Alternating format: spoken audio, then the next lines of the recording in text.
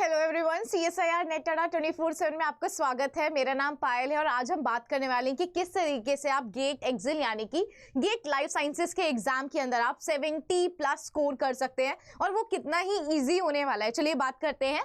और गाइस, अगर आपको गेट एक्सिल के रिलेटेड कोई भी जानकारी चाहिए, आप PYQs प्रैक्टिस करना चाहते हैं, तो आप सिंपली स्कैन करके ज्वाइन कर सकते हैं या फिर CSIR नेट अड्डा 24/7 टेलीग्राम पर आप सिंपली सर्च करके ज्वाइन कर सकते हैं। चलिए गाइस, सबसे पहले बात करते हैं कि गेट एक्सिल का एग्जाम पैटर्न आपके पास क्या होने वाला है।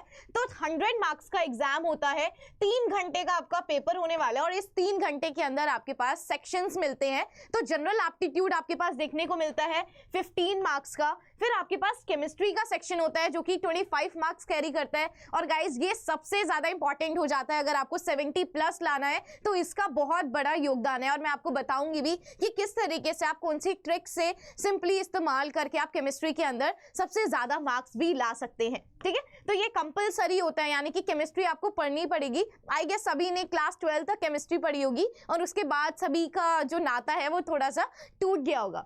फिर हमारे पास गाइस 2 ऑप्शनल सेक्शंस देखने को मिलते हैं, यानी कि बायोकेमिस्ट्री, जूलॉजी, बॉटनी और माइक्रोबायोलॉजी और फूड टेक के बीच में आपको चॉइसेस करनी होती है, यानी कि 2 कोई भी ऑप्शंस आपको सिंपली चूज करने होते हैं। और यहाँ पे आपको न्यूमेरिकल आंसर टाइप के क्वेश्चंस देखने को मिलने वाले हैं, मल्टीपल सिलेक्ट क्वेश्चंस देखने को मिलने वाले हैं और साथ साथ MCQ आपके पास क्वेश्चंस देखने को मिलने वाले हैं। तो की रूल आपके पास यही है कि आपको केमिस्ट्री तो कंपलसरी है ही और साथ ही साथ आपको 2 सब्जेक्ट चूज करने हैं, तभी आपकी सक्सेस हो पाएगी। और गाइस, ये जो 2 सब्जेक्ट आपको किस तरीके से चूज करने हैं, चलिए अभी हम बात करने वाले हैं।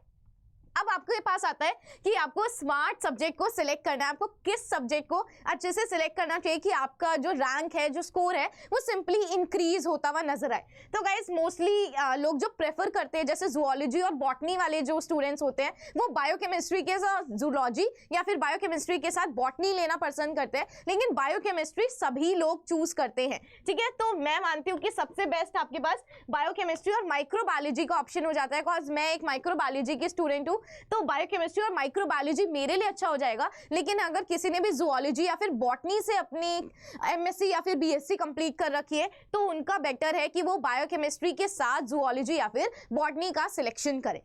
चलिए गाइस, फिर हम आगे की तरफ बढ़ते हैं और बुक्स के बारे में जान लेते हैं। बिकॉज सबको बहुत ज्यादा दिक्कत होती है कि कौन सी बुक्स पढ़नी चाहिए, केमिस्ट्री के लिए क्या पढ़ना चाहिए। तो गाइस, केमिस्ट्री के लिए सबसे बेस्ट तो क्या है, आपकी NCERT है, यानी कि क्लास 11th और क्लास 12th की अगर आपने NCERT अगर अच्छे से कर ली, उसके बैक क्वेश्चंस आपने अच्छे से कर लिए, इन-टेक्स्ट क्वेश्चन आपने अच्छे से कर लिए, तो फिर आपका मतलब 25 में से आप ऑलमोस्ट 25 मार्क्स स्कोर कर सकते हैं सिर्फ और सिर्फ NCERT पढ़ के। अगर आपके पास ज्यादा समय है तो आप मॉरिसन एंड बॉयड यूज कर सकते हैं ऑर्गेनिक केमिस्ट्री के लिए, और साथ साथ एटकिंस आप फिजिकल जो केमिस्ट्री है उसके लिए आप यूज कर सकते हैं। बायोकेमिस्ट्री के लिए जो सबसे बेस्ट बाइबल है गाइस, वो लेनिंजर है। माइक्रोबायोलॉजी के लिए प्रेस्कॉट है। अगर आप बॉटनी के लिए कर रहे हैं तो टेज एंड जिगर सबसे बेस्ट बुक निकल कर आती है। जूलॉजी के लिए गाइटन एंड हॉल है और फूड टेक के लिए गाइस फेलोज है, जो कि फूड प्रोसेसिंग एंड टेक्नोलॉजी की आती है। यानी कि अगर आपने ये बुक्स पढ़ ली और साथ ही साथ आपने PYQs प्रैक्टिस कर लिए, और गाइस मेरे पूरी सीरीज रन हो रही है PYQs की, तो आप जाके उसको भी देख सकते हैं।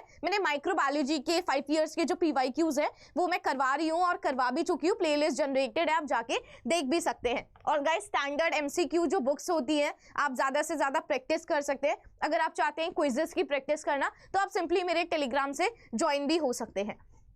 चलिए हम बात करते हैं प्रिपरेशन टाइमलाइन। तो गाइस, जो भी आपकी प्रिपरेशन होने वाली है वो 3 फेजेस के अंदर होंगी, फेज 1, फेज 2 और फेज 3। फेज 1 के अंदर आप जो भी चीजें हैं वो पढ़ाई करने वाले हैं, स्टडी करने वाले हैं। अब जो भी आपने पढ़ाई करी है उसको आप सिंपली चेक करेंगे कि कितना आपके रिटेन रहा, कितना आपके दिमाग में गया है। तो फेज 2 के अंदर आपको PYQs एंड ऑल सॉल्व करने होते हैं। फेज 3 के अंदर आपको मॉक्स लगाने होंगे। जब लास्ट का 1 मंथ बाकी रह जाएगा तो आपको मॉक्स लगाने होंगे, टाइम मैनेजमेंट करना होगा, कितने आपके पास एरर्स हो रहे हैं आपको उनको सिंपली काउंट करके चलना पड़ेगा आगे की तरफ। चलिए हम बात करेंगे अब स्कोरिंग स्ट्रैटेजी आपके पास क्या होने वाली है। अगर आपको 70+ मार्क्स चाहिए तो आपको कम से कम जनरल एप्टीट्यूड के अंदर 12 से 13 नंबर लाने पड़ेंगे। केमिस्ट्री के अंदर आपको 18 से 20 नंबर टारगेट करते हुए चलना पड़ेगा 25 के में से। यहाँ पे भी 25 में से 18 से 20 नंबर और दूसरे ऑप्शनल के भी 18 से 20 नंबर लाने पड़ेंगे गाइस, तभी आप ये 70 मार्क्स क्या कर सकते हैं, अचीव कर सकते हैं। तो मैंने आपको बुक्स बता दी किस तरीके से आप बुक्स पढ़ सकते हैं, मैंने आपको टाइमलाइन बता दी, पैटर्न बता दिया। यानी कि किस तरीके से आप अपना पैटर्न करेंगे, फेज 1, फेज 2, फेज 3 पहले पढ़ना है, उसको टेस्ट करना है, उसको और बेहतरीन टेस्ट करना है मॉक लगा के।